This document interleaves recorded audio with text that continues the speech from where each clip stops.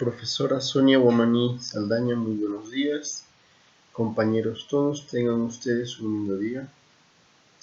Hoy me toca exponer sobre las benzodiazepinas, en este caso sobre el midazolam, diazepam y el anticonvulsivante, la fenitoína. Para esto vamos a hablar sobre las benzodiazepinas. ¿Qué son las benzodiazepinas? Las benzodiazepinas son medicamentos psicotrópicos que actúan sobre el sistema nervioso central, las cuales tienen efectos ansiolíticos, hipnóticos, miorelajantes, anticonvulsivantes y amnésicos. Es por ello que estos fármacos son muy usados para tratar la ansiedad, el insomnio y otros estados afectivos como la epilepsia, abstinencia alcohólica y espasmos musculares.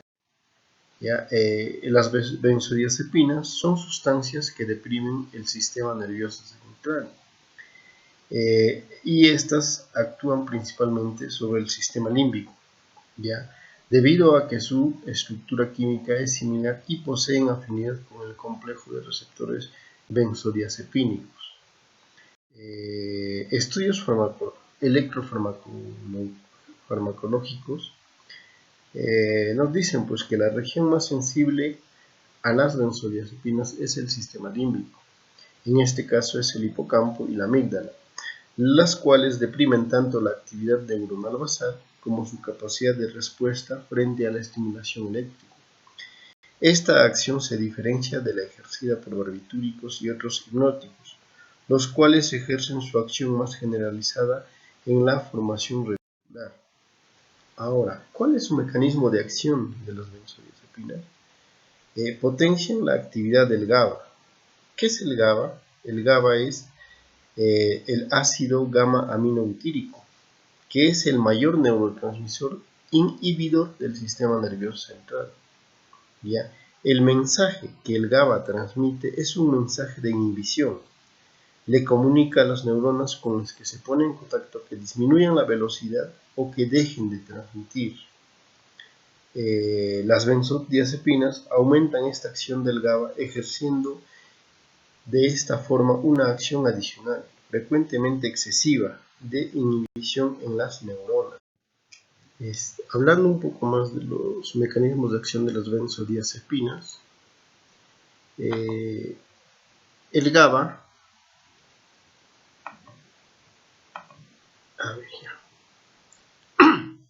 El GABA es el principal neurotransmisor inhibidor, es decir, su efecto va a ser inhibir a la neurona postsináptica, inhibir a esta neurona postsináptica. Y la forma como lo hace es hiperpolarizando a la neurona postsináptica. ¿Qué quiere decir? Introduciendo más cargas negativas a esta neurona postsináptica. El GABA es el principal neurotransmisor. Este viene del glutamato. El glutamato, cuando se descarboxila, produce a lo que es el GABA. Este neurotransmisor el GABA, se acumula en las vesículas presinápticas. Estas son las vesículas presinápticas. Ahora, cuando la neurona presináptica se despolariza, veremos el ingreso del calcio, de iones de calcio hacia la neurona presináptica. Este neurotransmisor se liberará hacia el espacio sináptico, y va a tener tres caminos. En este espacio sináptico, una vez liberada este neurotransmisor, va a tener tres caminos. El primer camino, o uno de los caminos, es la recaptación presináptica. a través de un transporte de sodio GABA. Ya. El segundo camino,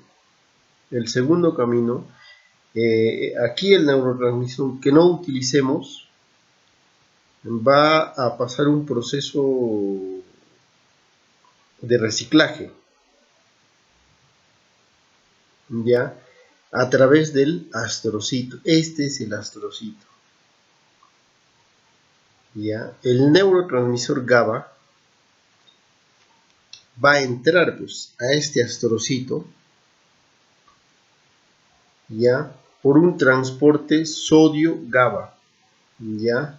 Este transporte es parecido a la recaptación presináptica, ya, es muy parecido a esa recaptación. ¿Y esto qué quiere decir? Que el sodio que está más concentrado afuera, ya, esta querrá entrar y con él va a arrastrar al GABA, ya. Este GABA se desaminará y en un proceso de oxidación e hidratación formará lo que es el succinato. Ya, ahora recordemos, dentro de lo que es el ciclo de Krebs, el succinato es una fase, un paso que cumple, ¿no?, el succinato. Una vez que cumple este ciclo, va a formar lo que es el alfa-cetoglutarato. Ya, este alfa-cetoglutarato es el precursor o el esqueleto del glutamato. Ya, ahora, pero este astrocito va a terminar de transformar este glutamato en glutamina. Ya, ¿qué quiere decir? Esta molécula es una molécula inerte que no tiene función como neurotransmisor. Así tal como está, no tiene una función de neurotransmisor. Pero sí, su función es que este glutamato no se le pueda escapar y llegar a la neurona postsináptica, a esta neurona. Ya, la función de esta glutamina, si bien es cierto, no es un neurotransmisor, pero sí va a impedir que este glutamato escape y llegue a la neurona postsináptica, ya, así enviando un mensaje erróneo. Ya, es así que el astrocito, aquí este astrocito, termina de degradar pues al glutamato y convierte en glutamina, y ahora sí se podrá transportar lo que es el tejido nervioso.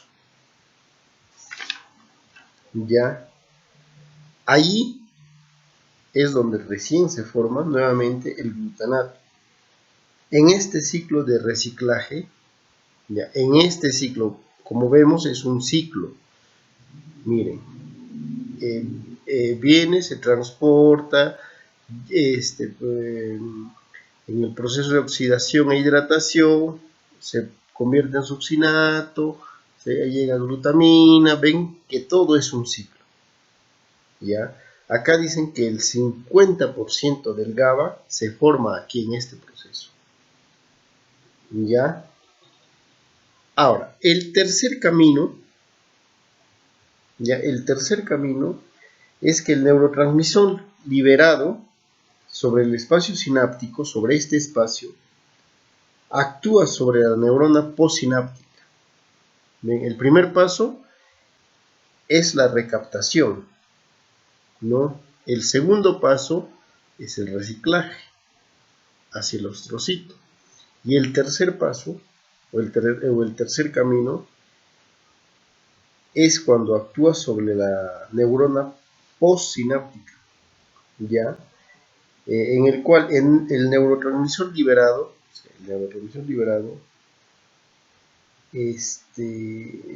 sobre este espacio sináptico, actúa sobre la neurona postsináptica, como les decía. Esta podrá actuar sobre dos receptores, receptor GABA A y el receptor GABA B. El receptor GABA A es un receptor ionotrópico, es decir, estará acoplado a un canal iónico,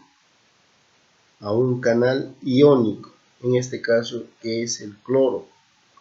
Y el receptor GABA B, este receptor estará acoplado a una proteína G y a dos mensajeros que se conocen como receptores metabotrópicos. Dos mensajeros como receptores metabotrópicos.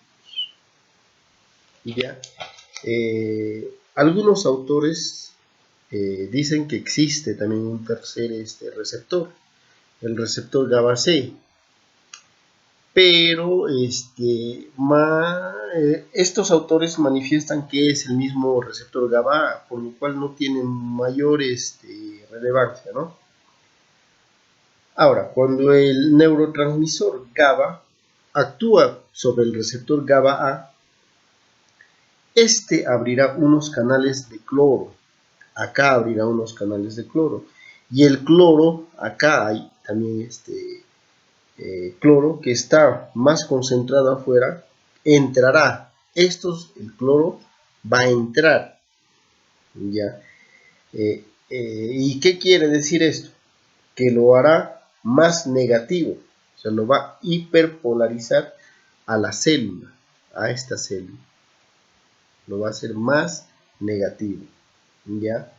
Ahora, cuando el neurotransmisor actúa sobre el receptor GABA B, vemos que este está compuesto por una proteína transmembrana, que es la proteína G, ¿ya? Con tres subunidades, subunidad alfa, subunidad beta y subunidad gamma, ¿ya? Ahora, cuando el neurotransmisor interactúa con el dominio externo, la subunidad alfa beta inhibidora irá a inhibir a la adenatociclasa. Ya, como les decía, cuando el neurotransmisor va a interactuar con el dominio externo, la subunidad alfa y beta inhibitoria irá a inhibir a la adenociclasa, a la adenatociclasa. Ya, por tanto, esta adenatociclasa no trabajará en la transformación de ATP a AMP cíclico. ¿Qué quiere decir? Que no producirá AMP cíclico. ¿Ya? Y como sabemos, es un segundo mensajero. ¿Ya? Es así que estamos bloqueando totalmente la neurona postsináptica. ¿Ya? No solo estamos, por un lado hiperpolarizando, ¿ya? Entrando más cloro, ¿no? O sea, llevando a un estado más negativo, y así vamos a evitar que se produzca pues el potencial de acción. Y por otro lado estamos bloqueando, por acá estamos bloqueando su maquinaria interna, ¿ya? Además el receptor GABA B y la proteína G actuará sobre los canales de potasio, ¿ya? Produciéndose fuga de potasio. ¿Ven? Va a salir el potasio de la neurona postsináptica. ¿Y esto qué quiere decir? Que más carga positiva va a salir, pues, ya, consiguiendo un interior más negativo y además bloqueando la entrada de cargas positivas como iones de calcio. Y ahora, regresando a lo que es un receptor GABA A, vamos a esto, ¿no? Vamos, como quien dice, a hacerle un zoom y aquí se encuentra, ¿ya? El receptor GABA está formado por 5 subunidades, dos subunidades de alfa, 2 subunidades de beta y una gamma, ¿ya? El neurotransmisor GABA se unirá entre el neurotransmisor alfa-beta. Y sin embargo también tenemos otras uniones, ¿no? Por ejemplo, la alfa-beta ya está, beta-gamma, alfa-gamma, ya. Pero a nosotros nos interesa estos lugares.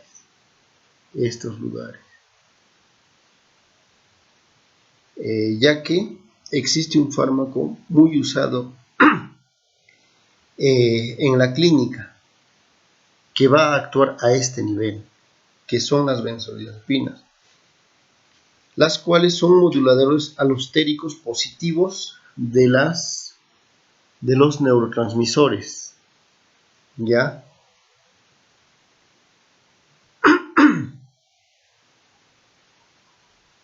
Ya que son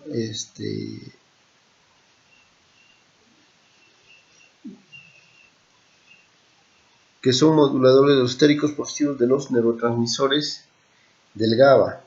¿Qué quiere decir? Que aumentará una vez llegue el GABA, una vez que el GABA llega acá, ya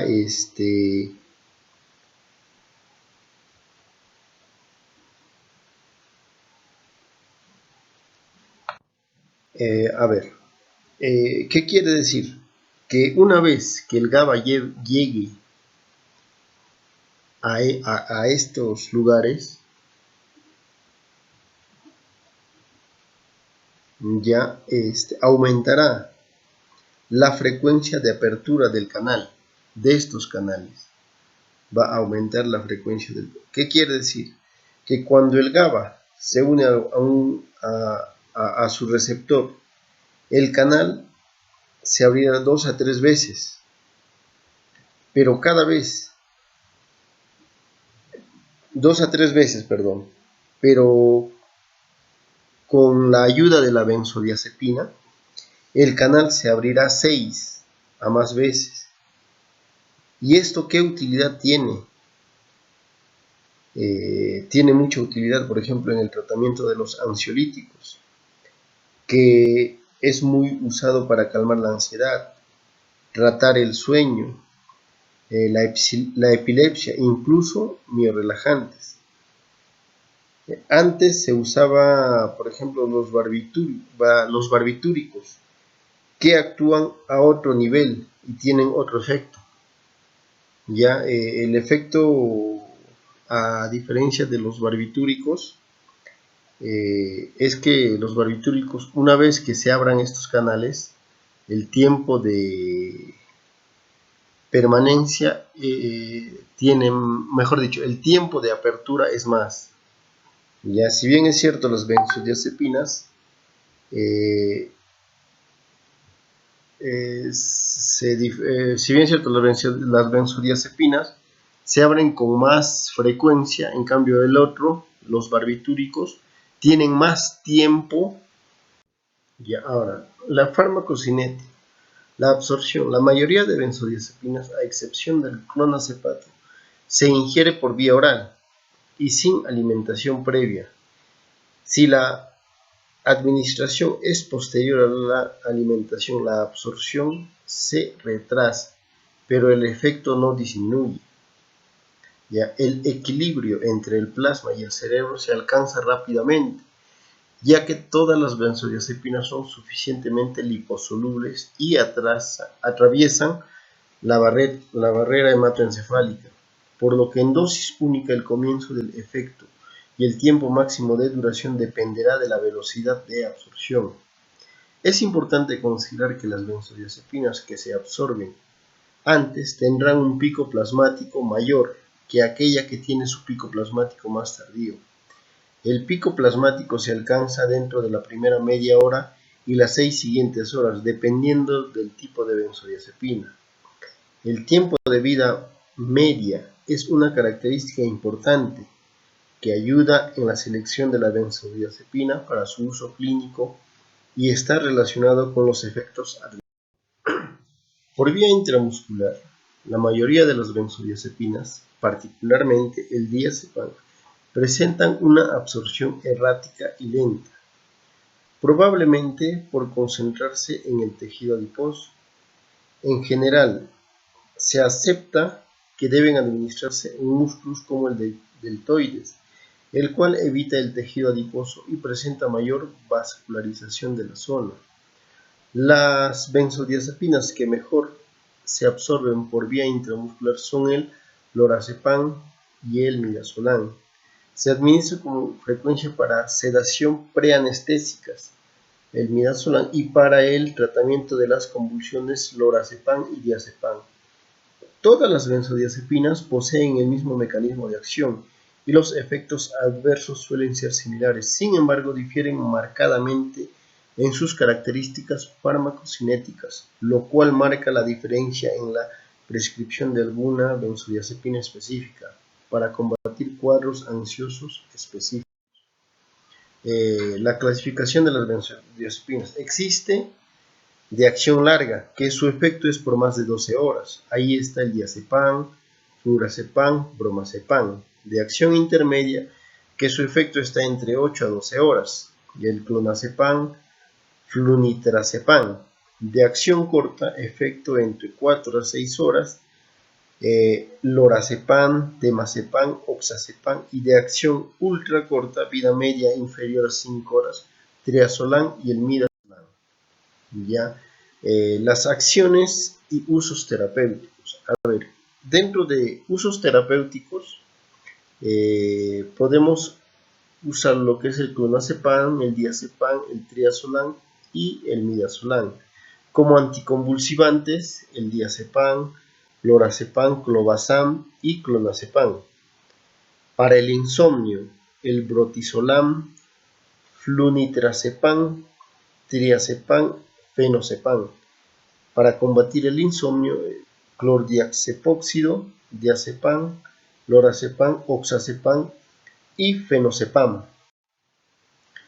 Como un ansiolítico, alprazolam, bromazepam, clonazepam, lorazepam.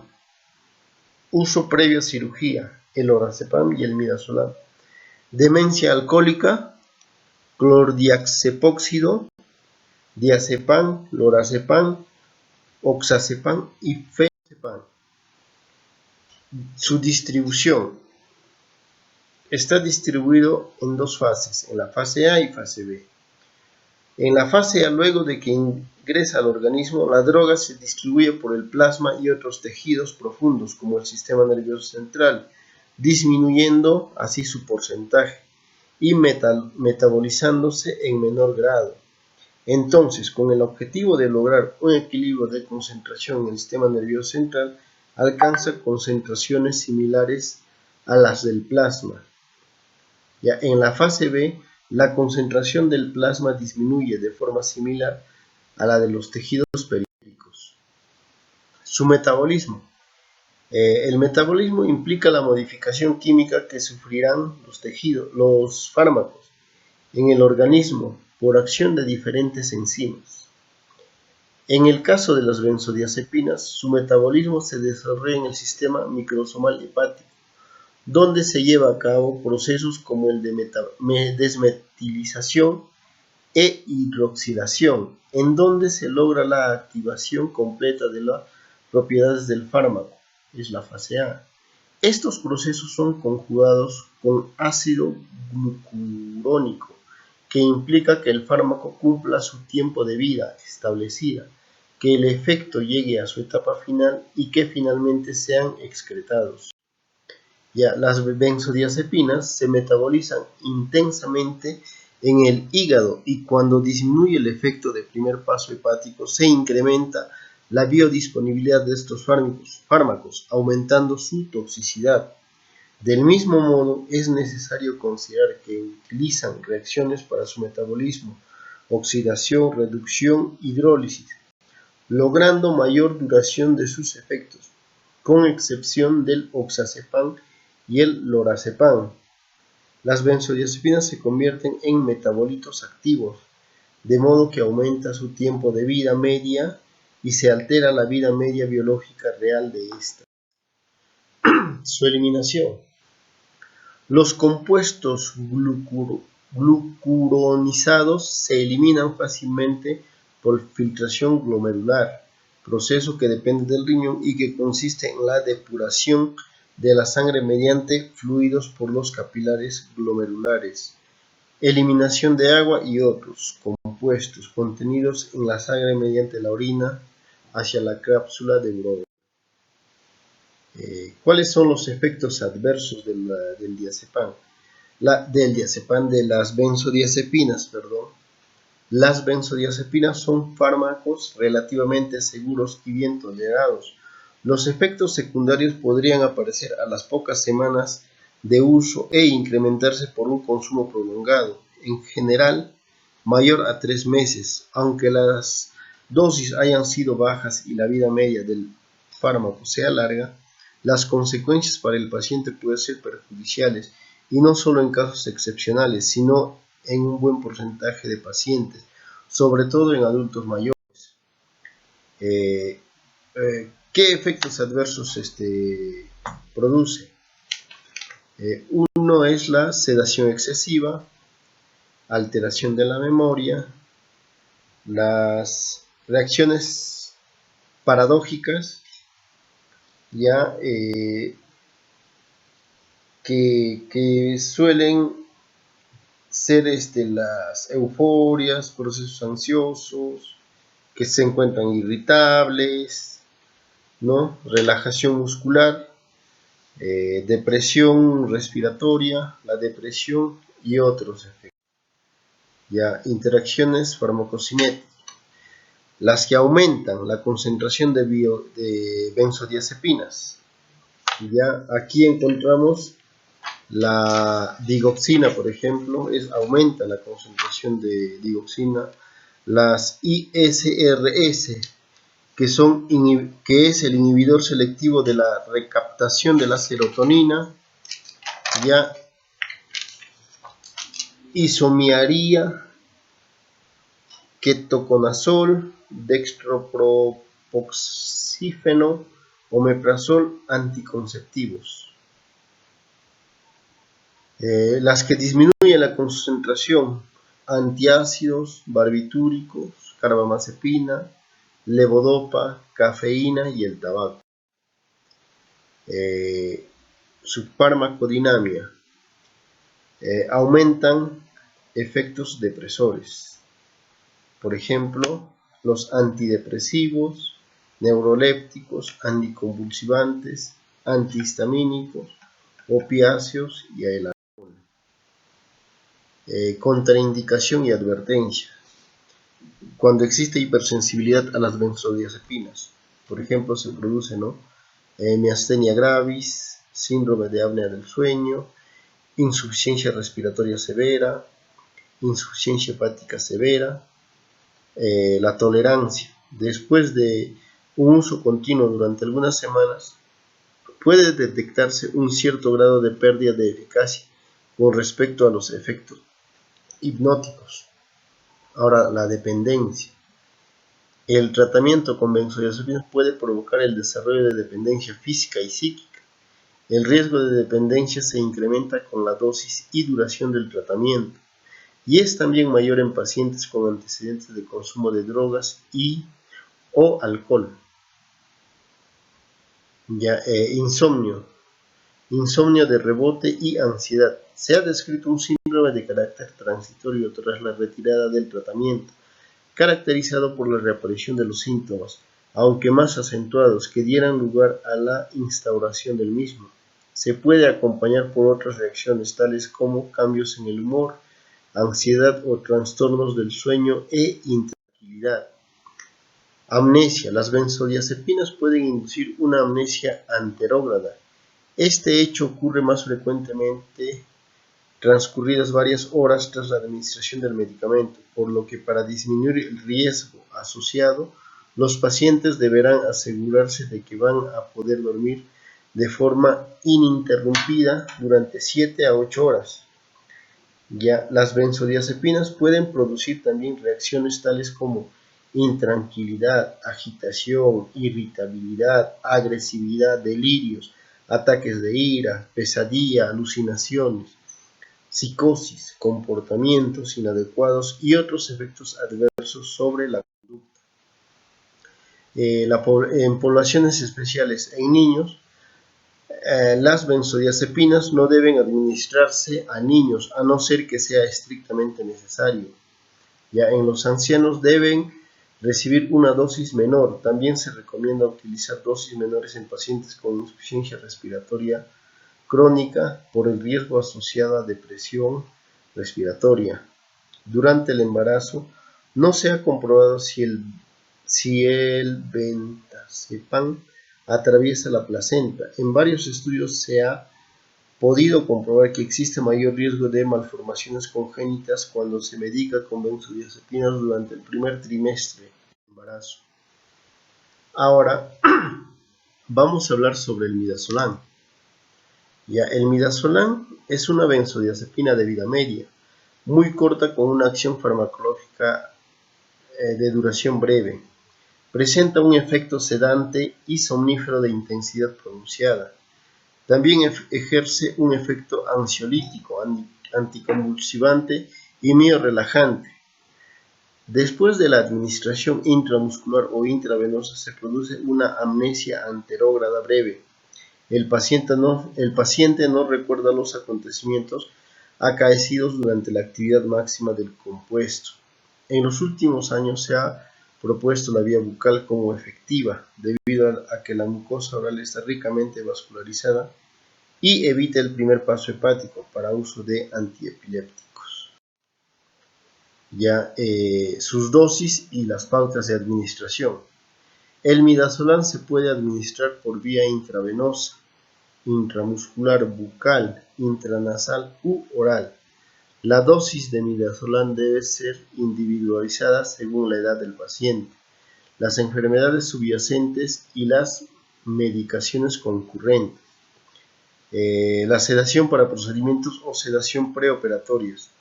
De manera oral o rectal, se administra 0.5 a 0.75 miligramos por kilogramo en una dosis única, preoperatoria, máximo 20 miligramos, administrar 20 a 30 minutos antes del procedimiento.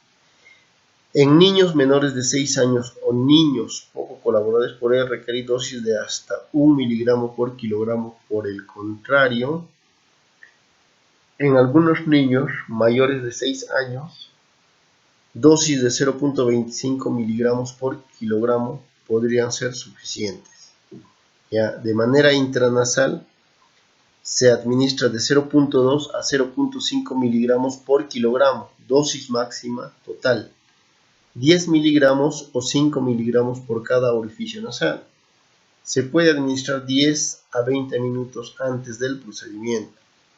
Intramuscular de 0.1 a 0.15 miligramos por kilogramo, 30 a 60 minutos antes del procedimiento. Se puede ir aumentando la dosis hasta 0.5 miligramos por kilogramo. Dosis máxima total 10 miligramos. Intravenoso. De 6 meses a 5 años, dosis inicial de 0.05 a 0.1 miligramos por kilogramo de peso. Pueden ser necesarias dosis hasta 0.6 miligramos por kilogramo. De 6 a 12 años, dosis inicial de 0.025 a 0.05 miligramos por kilogramo, pudiendo incrementar hasta dosis total de 0.4 miligramos por kilogramo de peso. De 12 a 16 años, dosis de adultos. La dosis total máxima es de 10 miligramos. Lactantes menores de 6 meses, existe mayor riesgo de depresión respiratoria, por lo que se debe realizar titulación en pequeños incrementos de dosis hasta lograr el efecto deseado. Sedación profunda para la ventilación mecánica. Administración intravenosa. Dosis de carga de 0.5 a 0.2 miligramos por kilogramo de peso, seguida de una perfusión continua a dosis iniciales de 0.6 a 0.12 miligramos por kilogramo hora, que equivale a de 1 a 2 microgramos por kilogramo minuto. En antiepilépticos, su tratamiento inicial de crisis convulsiva mayor a 5 minutos se puede administrar midazolam bucal en mucosa yugal o intranasal a dosis de 0.2 a 0.3 miligramos por kilogramo. Ya, si no se conoce el peso, se utiliza la edad. Ya el peso por ejemplo, de 6 kilos a 12 kilos, edad más o menos de 3 meses a un año, 2.5 miligramos. De 13 kilogramos a 25 kilogramos, un año o menores de 5 años, 5 miligramos. 26 kilos a menos de 35 kilogramos, 5 años a 10 años, 7.5. Mayores a 35, mayor o igual a 10 años, 10 miligramos. Administración de la medicación. Se recomienda que la persona que vaya a administrar la medicación use guantes, sostener la cabeza y la mandíbula del paciente, introducir lentamente la jeringa precargada entre la mejilla y la encía inferior sobre el lado de la boca que está pegado a la cama o al suelo, inclinar la jeringa hacia abajo, no introducirla sublingual, pues podría morder el dispositivo y romperlo. Administrar la dosis correspondiente lentamente en 30 segundos. Cerrar la boca y sostener la mandíbula del paciente para asegurar que la medicación no sale de la cavidad bucal. En caso necesario, para volúmenes mayores o pacientes más pequeños, se puede administrar la mitad de la dosis en cada lado de la boca. Ya, estatus convulsivo refractario. Se administra de forma intravenosa y el ajuste de dosis se realizará de forma individualizada en función de la situación hemodinámica y de la actividad convulsiva. Dosis inicial de 0.15 miligramos por kilogramo, seguido de una infusión continua a 0.06 miligramos por kilogramo por hora, 1 microgramo por kilogramo minuto. La dosis se aumentará de forma progresiva hasta lograr el control de la actividad convulsiva. Uso de neonatos. Sedación intravenosa de 0.05 a 0.15 miligramos por kilogramo en 5 minutos. Puede repetirse la dosis cada 2 a 4 horas. Infusión continua endovenosa de 0.01 a 0.06 miligramos por kilogramo hora, que equivale a 10 a 60 microgramos por kilogramo hora. Puede ser necesario ir aumentando dosis tras varios días de tratamiento por desarrollo de tolerancia y o aumento de la eliminación. Intranasal de 0.2 a 0.3 miligramos por kilogramo por dosis. Sublingual 0.2 miligramos por kilogramos igual por dosis. De manera oral 0.25 miligramos por kilogramo dosis. Anticonvulsivantes. Dosis de carga 0.15 miligramos por kilogramo, que equivale a 150 microgramos por kilogramo, por vía intravenosa, en al menos 5 minutos. Dosis de mantenimiento de 0.06 a 0.4 miligramos por kilogramo por hora, que equivale a de 1 a 7 microgramos por kilogramo hora. Insuficiencia renal. Los pacientes con insuficiencia renal que reciben una infusión continua, esta puede eliminar sus metabolitos activos hidroxilados, por ejemplo, un hidroximidazolam, que contribuyen a la sedación prolongada, a veces durante días de la interrupción. No se elimina de forma eficaz por diálisis peritoneal. En pacientes con hemodiálisis no es preciso suplementar la dosis. En insuficiencia hepática, usar con precaución en pacientes con cualquier grado de insuficiencia hepática, pues estos son más sensibles a los efectos del midazolam. Cuando se administra una dosis única, por ejemplo en la inducción, no es necesario ajustar la dosis, pero en caso de pacientes que reciban dosis múltiples o una infusión continua en los que es esperable que exista acumulación de fármaco, es necesario reducir la dosis. ¿Cuándo están contraindicados? Ya en la hipersensibilidad conocida a las benzodiazepinas o algún componente de la formulación. También se contraindica su uso en pacientes con glaucoma agudo de ángulo estrecho, en caso de intoxicación aguda con alcohol, hipnóticos o psicotrópicos, neurolépticos, antidepresivos, litio, en pacientes con miastenia, insuficiencia hepática grave, insuficiencia respiratoria grave o síndrome de apnea del sueño. ¿Qué precauciones tenemos que tener?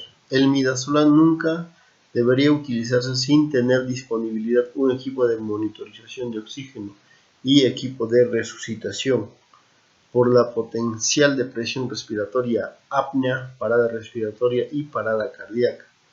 Se debe administrar con precaución en pacientes con alteración de la función cardíaca, fallo renal, puesto que aumenta la vida media del midazolam y de sus metabolitos, enfermedad pulmonar y disfunción hepática.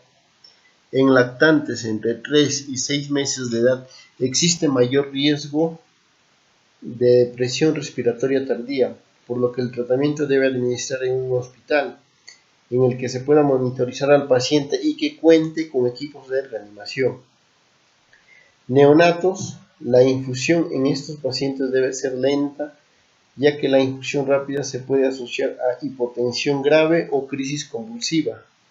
Tolerancia, es inevitable que exista tolerancia con el uso continuo de midazolam, obligando a aumentar la dosis. La dependencia, el tratamiento prolongado conduce al desarrollo de dependencia física y psíquica. El riesgo de dependencia se incrementa con la dosis y duración de tratamiento.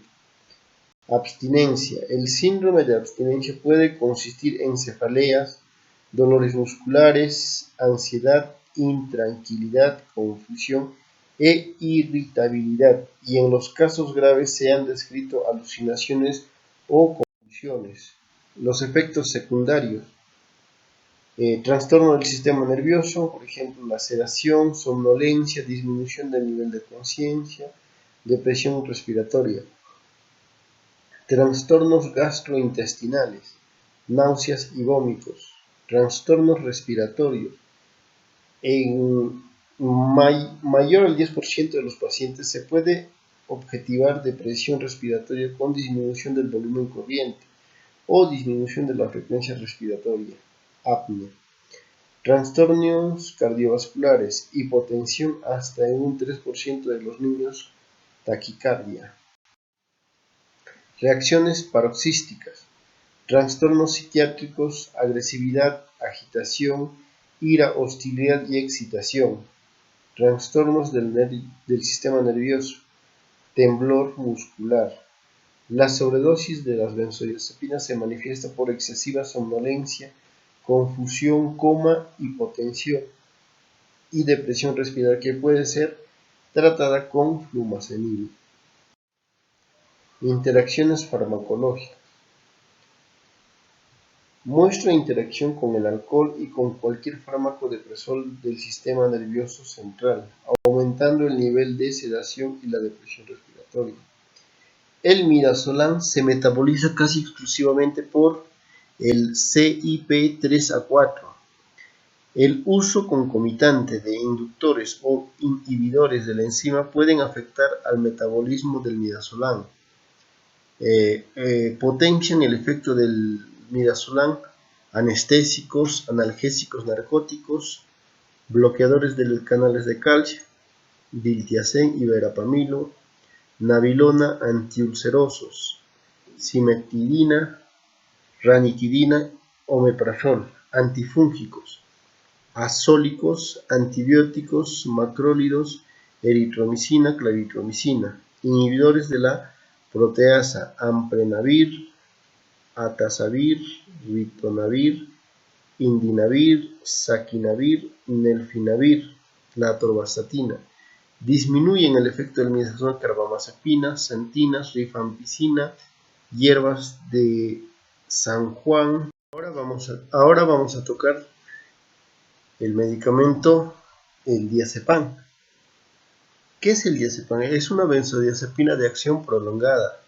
Facilita la neurotransmisión fisiológica de carácter inhibidor, mediada por GABA en distintas zonas del sistema nervioso central, provocando un efecto ansiolítico, sedante, anticonvulsivante y miorelajante.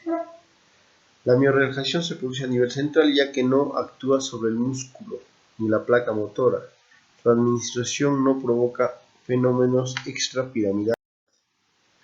Uso clínico: como ansiolítico para reducir síntomas de ansiedad, agitación e irritabilidad secundaria a patologías de base o estrés ambiental. Es una opción terapéutica para los espasmos musculares del tétano. Efectividad incierta para la espasticidad de la parálisis cerebral. Anticonvulsivante. Su eficacia para yugular la crisis y su perfil seguro, así como la posibilidad de administración rectal, lo hacen un fármaco habitual en el tratamiento de la crisis y del estatus epiléptico. Sedación moderada para procedimientos cortos. Dada su vida media larga, no suele ser el fármaco de elección para procedimientos invasivos, aunque su efecto ansiolítico puede aportar ciertos efectos sinérgicos. No se ha demostrado su eficacia y seguridad en niños menores de 6 meses. No se recomienda la utilización de formulaciones orales en menores de 6 meses y las parenterales en menores de 30 días por falta de experiencia clínica. Dosis y pautas de administración. Se ha establecido eficacia y seguridad en niños menores de 6 meses. Ansiolítico, supresión sintomática de ansiedad, agitación y tensión psiquiátrica.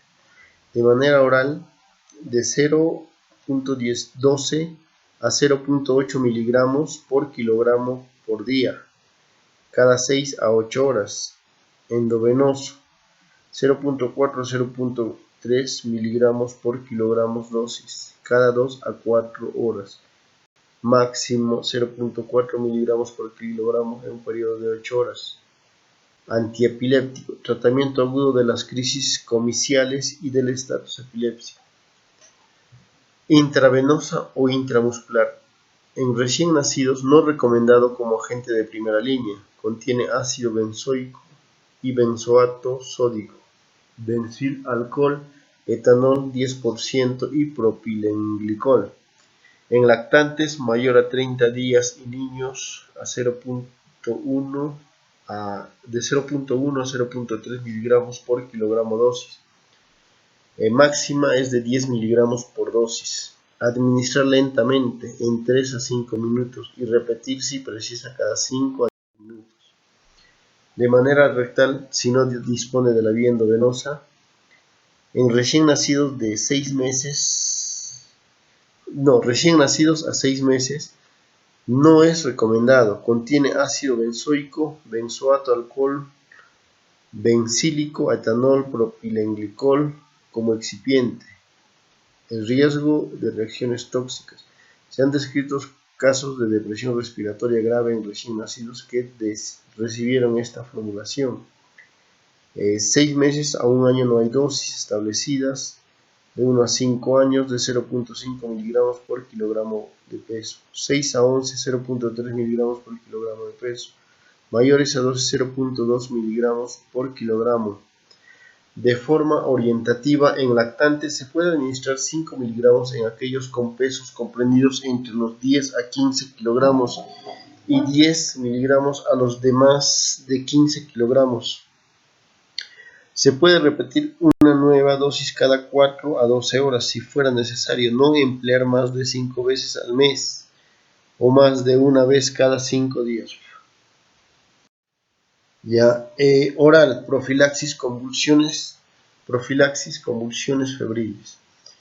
1 miligramo por kilogramo por día, cada 8 horas. Empezar con el primer signo de fiebre y continuar hasta 24 horas después de su remisión. Miorrelajante, como espasmos musculares, tétano. Recién nacidos no recomendado, lactante mayor a 30 días a 5 años, de 1 a 2 miligramos por dosis cada 3 horas endovenosa o intramuscular.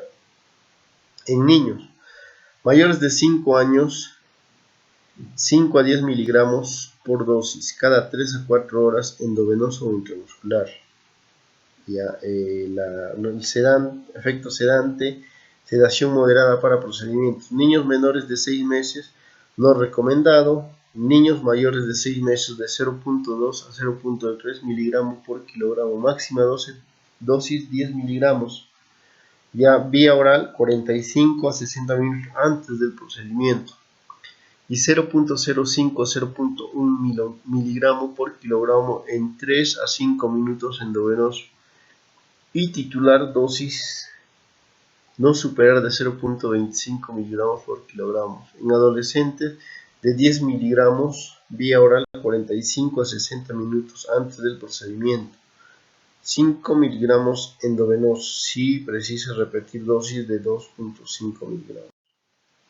Insuficiencia renal o hepática. En pacientes con insuficiencia hepática leve moderada, las concentraciones plasmáticas y la semivida pueden aumentar hasta 5 veces, por lo que se recomienda emplear dosis menores un 50% y se contraindica el uso en el fallo hepático grave. En los pacientes con insuficiencia renal también se recomienda emplear con cautela por posible acúmulo de metabolitos activos.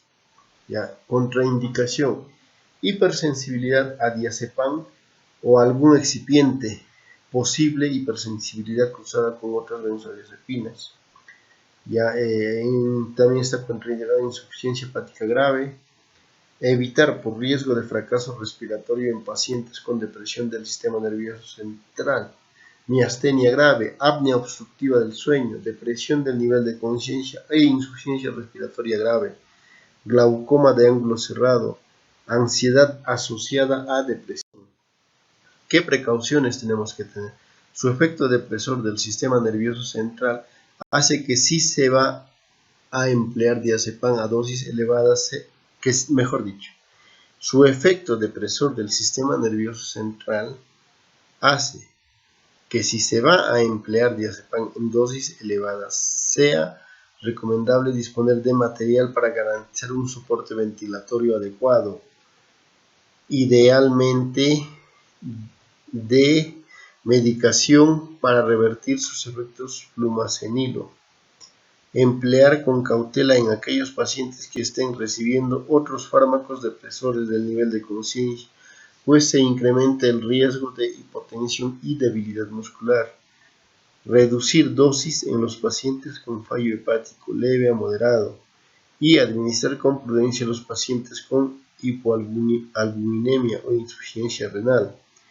Valorar reducir dosis en pacientes muy debilitados o con insuficiencia respiratoria grave para evitar inducir un fracaso respiratorio.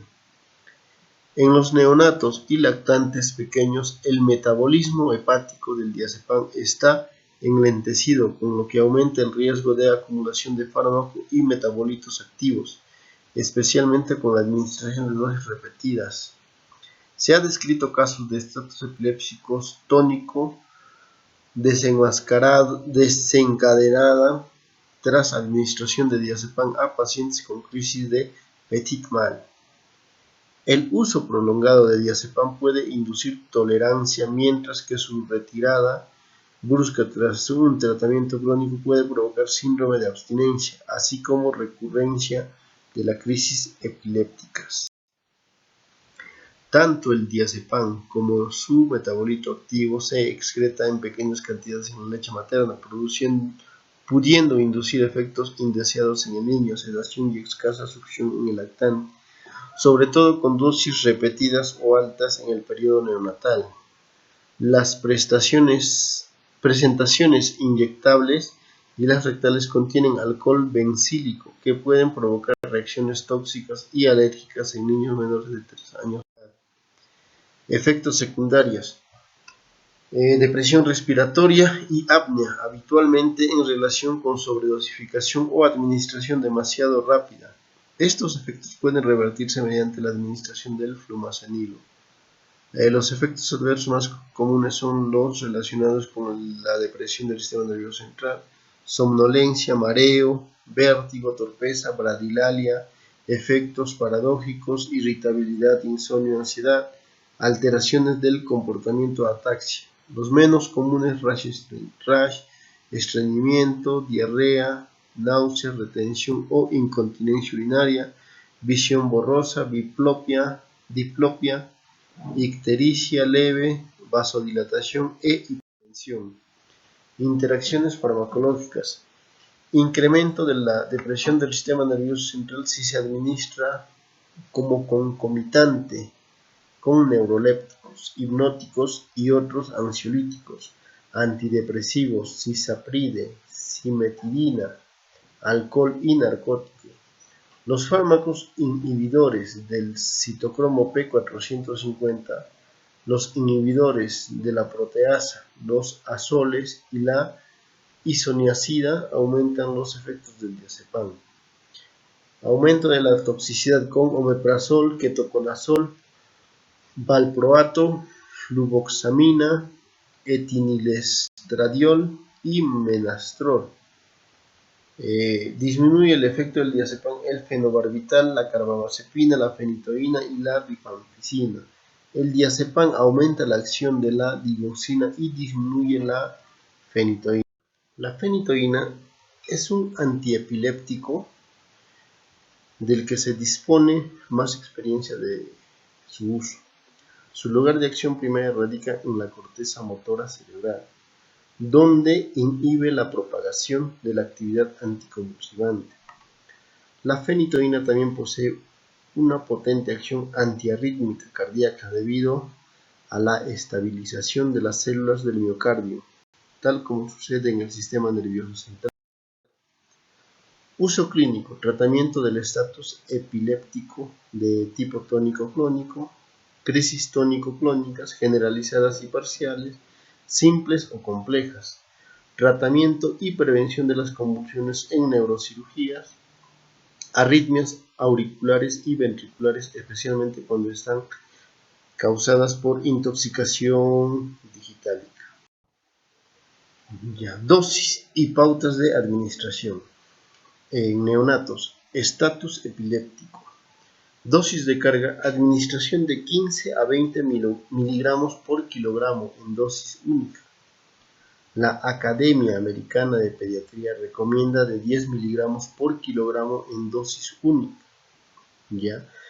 Dosis de mantenimiento, comenzar 12 horas después con 5 miligramos por kilogramo por día, vía oral o endovenoso. Repartidos en dos dosis. Monitorizar según respuesta, habitualmente 4 a 8 miligramos por kilogramo por día, en dos dosis. Algunos pacientes requieren 3 dosis. En crisis parciales, simples o complejas y crisis generalizadas de tipo tónico, clónico o tónico-clónico, de 4 a 8 miligramos por kilogramo por día, repartidos en 2 a 3 dosis según respuesta clínica. En perfusión continua intravenosa, administrar siempre a ritmo de la 0.5 a 1 miligramo por kilogramo minuto. En niños, en el estatus epiléptico, dosis de carga, administración de 15 a 20 miligramos por kilogramo endovenoso, en perfusión, diluido en suero fisiológico, para una concentración de 1 miligramo por mililitro, a ritmo mayor de 1 miligramo por kilogramo por minuto. 3 miligramos por kilogramo por minuto en niños mayores, y a no superar la dosis de 50 miligramos por minuto.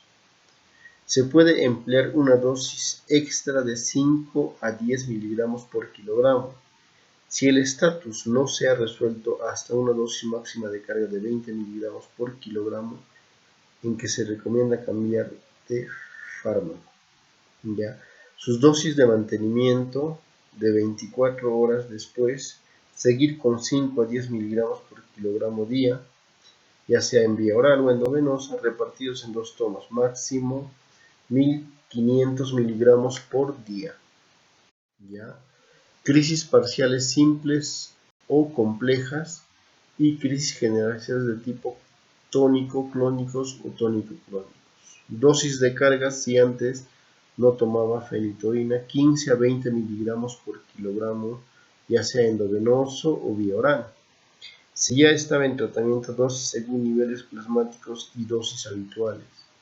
La dosis de mantenimiento es de 5 miligramos por kilogramo por día, vía oral en 2 a 3 dosis máximo, 300 miligramos por día. En niños mayores se recomienda de 8 a 10 miligramos por kilogramo por día. Tratamiento y prevención de convulsiones en neurocirugía. Pocos datos disponibles, con eficacia variable, 2 pautas recomendadas. La dosis de carga es de 18 miligramos por kilogramo en 20 minutos, seguidas de 6 miligramos por kilogramo por día, cada 8 horas durante las 48 horas siguientes. La dosis de carga de 15 miligramos en 3 dosis. Media dosis inicialmente, un cuarto a las 8 horas y un cuarto a las 16 horas, seguida de dosis de mantenimiento de 5 miligramos por kilogramo por día. Estas se reparten en 3 tomas, una cada 8 horas, a las 24, 32 y 40 horas de la intervención y sucesivas. Como antiarrítmico, dosis inicial de carga 1,25 miligramos por kilogramo endovenoso en infusión intermitente, cada 5 minutos hasta un total de 15 miligramos por kilogramo. Mantenimiento 5 a 10 miligramos por kilogramo por día, ya sea en vía oral o endovenosa, repartidas en 2 a 3 dosis. No requiere ajuste en pacientes con insuficiencia renal. Es necesario ajustar las dosis según niveles plasmáticos en pacientes con insuficiencia. Contraindicaciones: alergia al compuesto, alergia a hidantoínas, bloqueo auriculoventricular, bradicardia sinusal si administra endovenoso, síndrome de Stokes-Adam. Precauciones: monitorización de niveles plasmáticos, cinético no lineal, niveles terapéuticos de 8 a 20 microgramos por mililitro. Este rango puede variar en función de las proteínas plasmáticas. Monitorización electrocardiográfica y de constantes durante su administración endovenosa. Realizar suspensión de manera gradual. Precaución en el cambio desde otro fármaco. No administrar por vía intramuscular. Puede producir alteraciones hemorrágicas tempranas del recién nacido si la toma del fármaco se produce durante la gestación, que responden al tratamiento con plasma fresco congelado. Se recomienda profilaxis con vitamina K. En pacientes portadores del alelo HLA-B1502, sobre todo etnias chinas Han o Tai, dar solo por vía oral, sopesar balance beneficio-riesgo. Existe riesgo de desarrollo de síndrome de Stevens-Jones con el uso de fenitoína. Riesgo de toxicidad temprana si existe insuficiencia hepática. Mayor riesgo de desarrollar osteopenia, osteomalacia y desmineralización ósea en uso prolongado.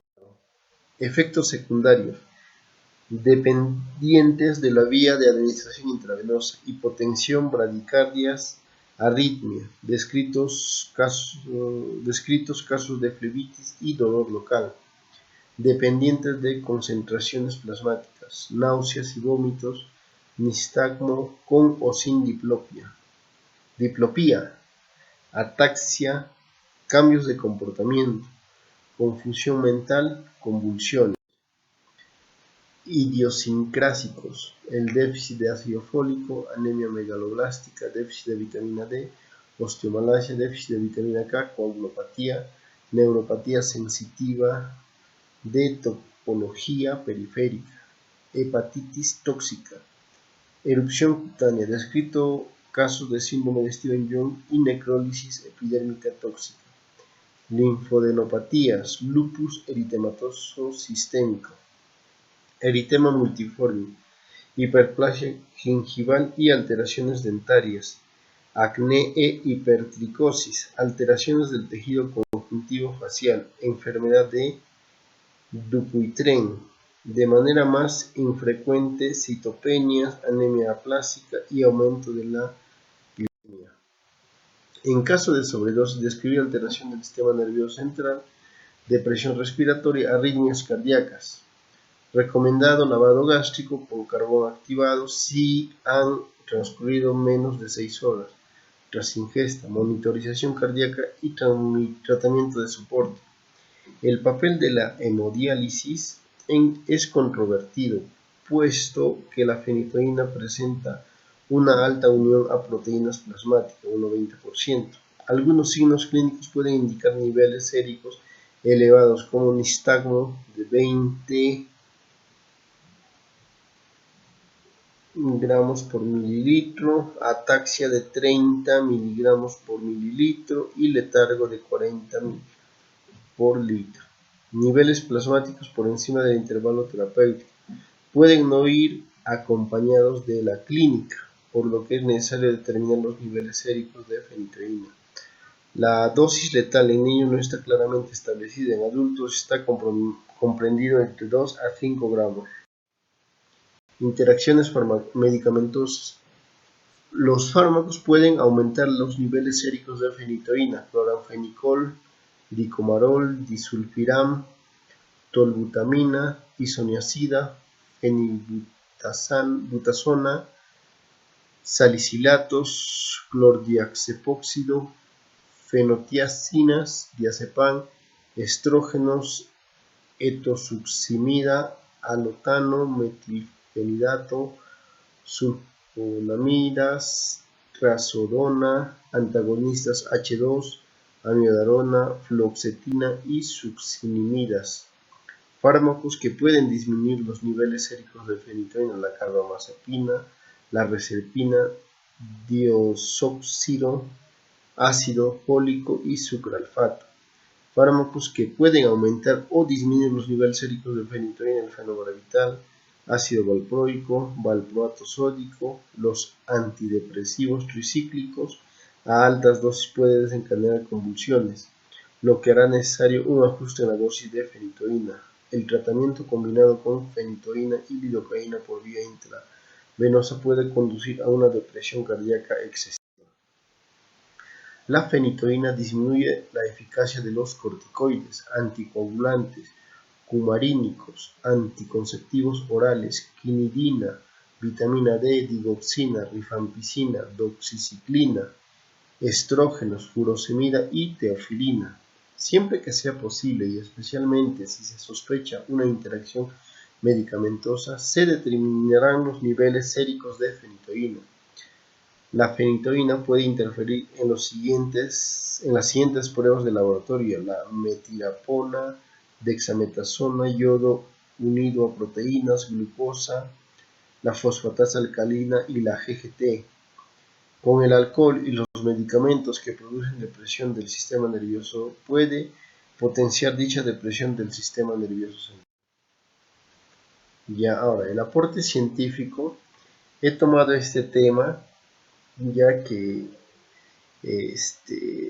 habla sobre la repercusión del uso de las benzodiazepinas en adultos mayores, en donde se realizó una revisión bibliográfica con el objetivo de profundizar en la repercusión del uso de benzodiazepinas en adultos mayores. La prescripción de estos fármacos puede traer consecuencias negativas para la salud de los pacientes en lugar de mejorar su estado físico y psíquico, debido a que muchas veces se indican inadecuadamente.